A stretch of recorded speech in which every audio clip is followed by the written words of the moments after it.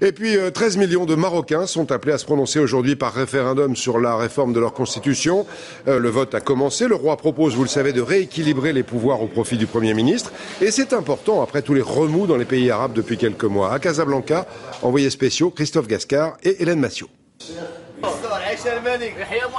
Pour la majorité des Marocains, c'est un jour historique. Un référendum proposé par le roi Mohamed VI, vécu ici comme une transition vers la démocratie.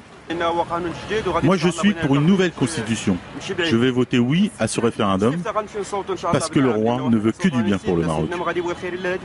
Il est historique. On est, je crois, le premier pays dans ce mouvement du printemps arabe qui répond aux attentes de la population sans dégâts, sans qu'il y ait des morts.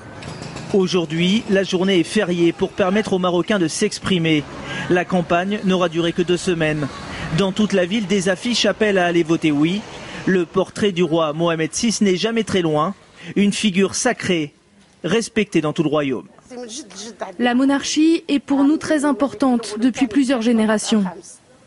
Le roi du Maroc, Mohamed VI, je crois que le meilleur roi de tous les rois du monde. Ce changement de constitution renforcera le rôle du Premier ministre et du Parlement. Pour certains, ces réformes ne vont pas assez loin et appellent donc au boycott. Mais la majorité des partis politiques ont appelé à voter oui. Le Maroc, il est sur la voie de la démocratie.